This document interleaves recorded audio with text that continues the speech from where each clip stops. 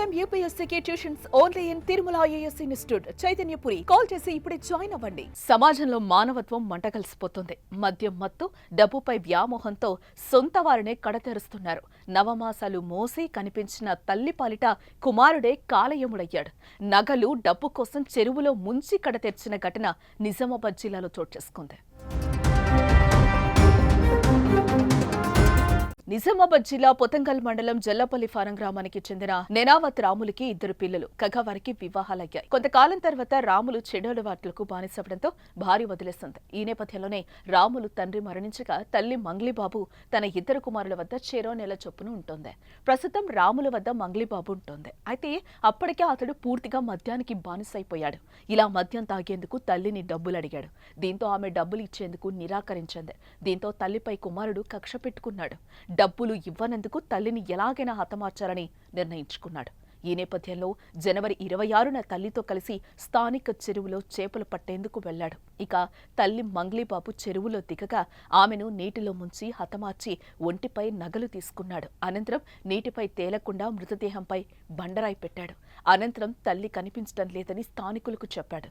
ఈ తరుణంలో చెరువులో మృతదేహం కనిపించడంతో స్థానికులు పోలీసులకి సమాచారం ఇచ్చారు. మృతదేహాన్ని బయటకు తీసిన పోలీసులు రాములు ప్రవర్తనపై అనుమానం వ్యక్తం చేశారు. దీంతో అతన్ని విచారించగా తనే తల్లిని చంపినట్లు అంగీకరించాడు. దీంతో కుమారుని అదుపులోకి తీసుకున్నారు పోలీసులు.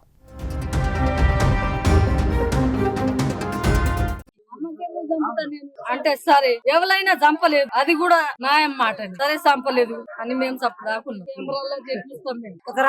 అని కెమెరాలో తిప్పించింది. కెమెరాలో వెళ్ళిండు. వెళ్తే మా ఊరోళ్ళు ఏం చేసిండ్రు, పెద్దోళ్ళు మనిషికి ఒకటి కొట్టిండు. నువ్వే చేసినావు ఈ పని, ఎవరు చేయరు. కొడితే మరి ఏడుందో శవం నేను చూపిస్తాను అని తీసుకెళ్ళిండు. ఆడపోయి కొట్టిండు. కొడితే శవం చూపెట్టిండు. ఇంకా సనుగులు ఆడనే ఉన్నాయని ఆడేతో పట్టిండు.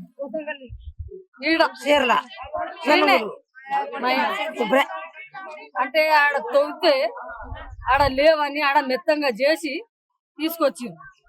తీసుకొస్తే సనుగులు ఆ వాళ్ళకి వెళ్ళి తీసిండు. కట్టెలకెళ్ళి తీస్తే మేము తోందాం అన్నట్టుకు పోలీసులకు ఫోన్ చేసేసిండు. లోపల వేసి తాళం వేసేసిండు. ఉప్పు పుడకలు, మట్టెలు అన్ని ఇంత ఘోరంగా ఇంత రైలు పెట్టింది. బోర్ల పెట్టి ఇంత రైలు పెట్టింది. ముంచిండు ఇట్లా నీళ్ళ.